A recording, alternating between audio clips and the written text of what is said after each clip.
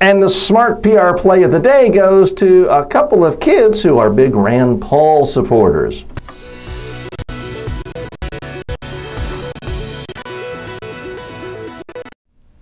So yesterday, Ted Cruz, the senator from Texas, announced his bid for the GOP nomination for president. He did it at Liberty University in front of thousands and thousands of students. And this was the backdrop for his campaign. Now, Cruz's speech was fine. He's a great public speaker. Whether you like his politics or not, he is a fantastic speaker. But here's what caught my eye and caught the eye of ABC, The Daily Show, and many, many other networks.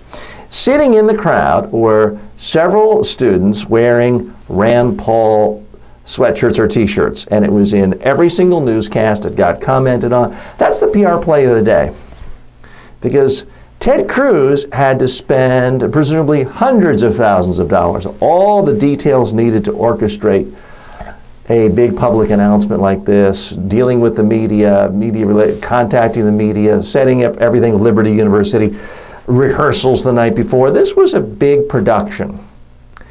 And yet the Rand Paul campaign gets lots of favorable press, mentions in almost every single story about this Ted Cruz announcement. Now here's the thing, media training experts like me, we love to talk about sound bites and messaging and all of that stuff, and that is important, but sometimes it's just having a well-placed visual that generates tremendous news. So it isn't just wearing a Rand Paul t-shirt that's going to get lots of publicity any day of the week. It's because it was at the Ted Cruz event and it was in camera shot and it was eye-catching. That's the beauty of it. And I don't know if these students planned this in a way where they specifically thought they would get a lot of news coverage. I don't know, but they get the credit for it nonetheless. What was the total cost of this $1 million plus PR bonanza for the campaign? Zero. It didn't cost the Rand Paul campaign anything. Presumably they already had the t-shirts, so there was no cost. It was simply thinking, being strategic. They probably had to get there early to get the good seats that were at the lower level. So I give them credit for this.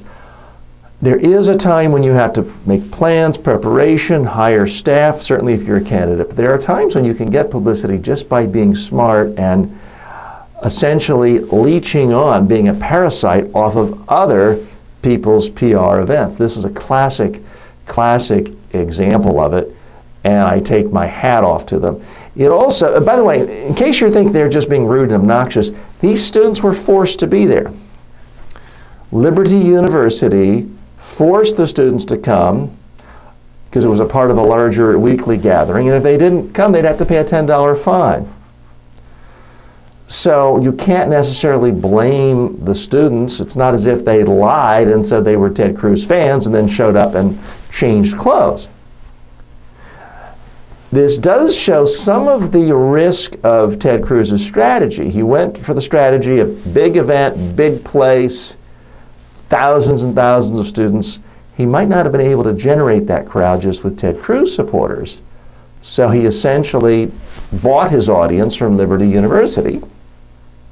Now, folks, I'm not condemning that. Politicians in all parties do that occasionally.